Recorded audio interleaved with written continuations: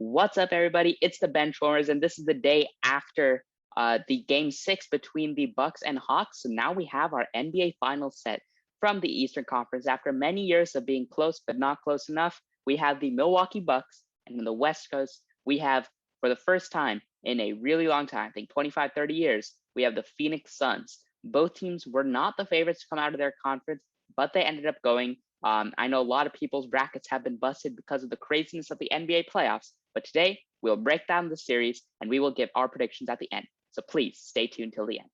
With that said, let's start with our takes.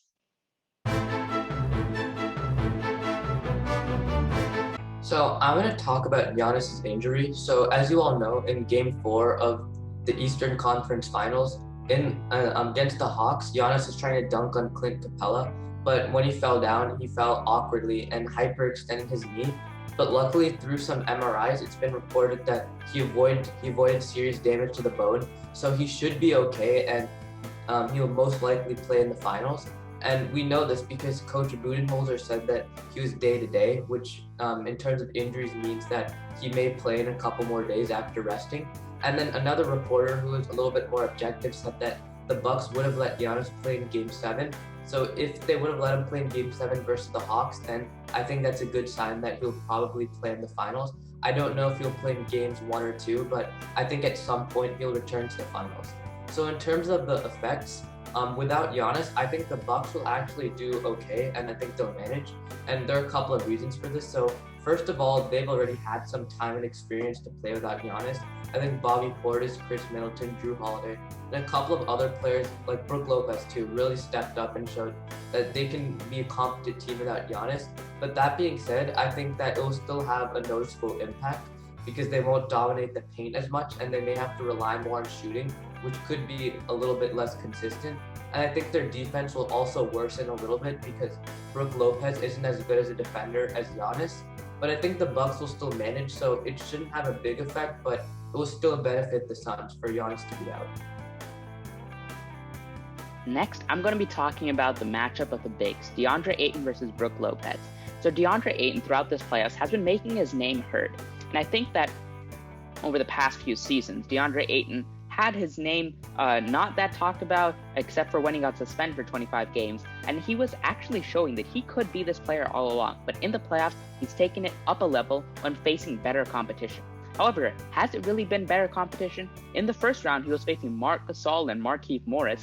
In the second round, he was facing Jokic, but Jokic isn't a notoriously good defender or anything. And the most recent round, he was facing Nicholas Batum and Ivica Zubac in a few minutes until Ivica Zubac got injured.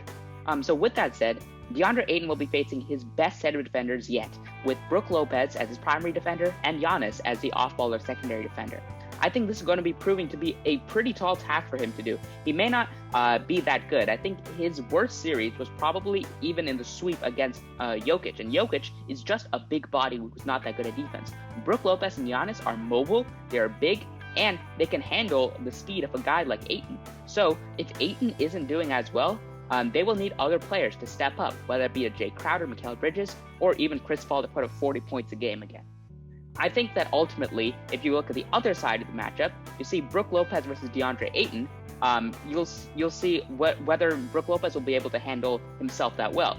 Well, if you look at Game 5 without Giannis, and let's just say, for sake, that Giannis is not playing Games 1 or 2, Brook Lopez faced Clint Capella, one of the best centers in the NBA, especially on the defensive end, and he balled out versus him. He had 32 points in Game 5, and even though he only had 16 points, he wasn't taking that many shots, and he was still being a good facilitator and a good rebounder. I think that he will match up quite well versus DeAndre Ayton, and he will actually surprise a few people if Giannis isn't playing. And if Giannis is playing, I don't think that DeAndre Ayton, although he is quite mobile, I don't know if he'll be able to handle the mobility of Giannis at all, and I don't know who can guard Giannis. I think DeAndre Ayton's their best hope, but if you're trying to rely on Jay Crowder, I think some things are going wrong. And I'm going to talk about the opposite matchup, and that is the point guard matchup between CP3 and Drew Holiday. Now, they're actually very, very similar point guards in that they rely heavily on incredible on-ball defense, and they also kind of live in that mid-range area, as well as being decent but not incredible three-point shooters. So Another similarity between them is that they both really stepped it up last series, the conference finals. Drew had 22, 5, and 10 on better shooting than the rest of the playoffs, where he was kind of struggling in terms of efficiency. And CP3 had 24, 3.5, and 7.5, and especially that last game where he had over 40 points. So both of them have really stepped it up recently.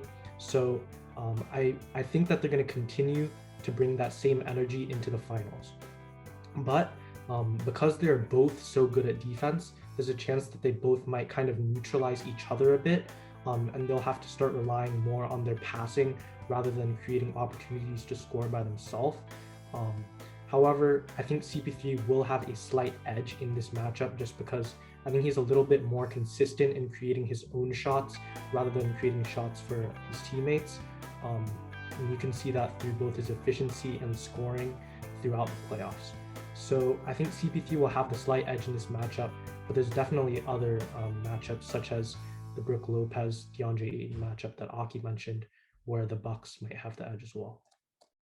So now we'll go on to some predictions where we'll state what we think will happen in the series in terms of like which team will win in a certain amount of games. So I'll start with my prediction. I have the Suns winning in 6 games, and this is because I know the Bucks are a really good team, and some may call this finals matchup underwhelming. But when you look at each individual matchup, I feel like the Suns have a slight edge in most of them. Maybe not the Brook Lopez versus DeAndre Ayton matchup, but for example with Devin Booker, I don't really know if the Bucks will be able to guard him very well.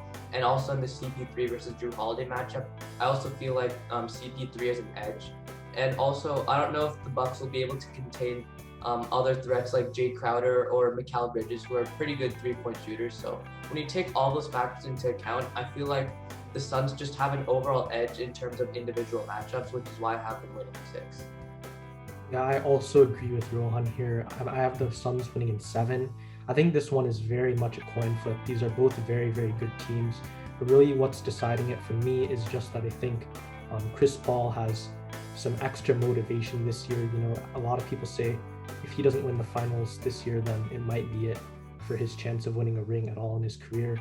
And he has great pieces around him like Devin Booker, and Mikal Bridges, and DeAndre Ayton. May not be as like the superstar caliber of Giannis, but I think as a team they work better together than the Bucks do. And one thing I want to mention is that BPI, which is normally the predictive index, which is based off a lot of stats, based off previous series, and they generally do a pretty decent job, like in getting games quite close. Gave the edge to the Bucks, and it said there's a 51% chance that the Bucks win. So it really is a toss-up. However, unlike the two before me, I am going to go with the Bucks in 6 games for a couple of reasons.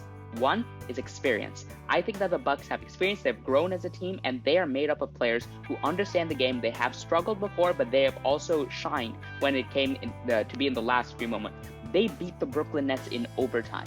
They have won several really close games. They have been extremely clutch. Chris Middleton has performed well in closeout games. Even Drew Holiday has performed extremely well in closeout games. And I think that they are the more experienced team. I think the Suns have gotten a little bit of luck on the way with injuries.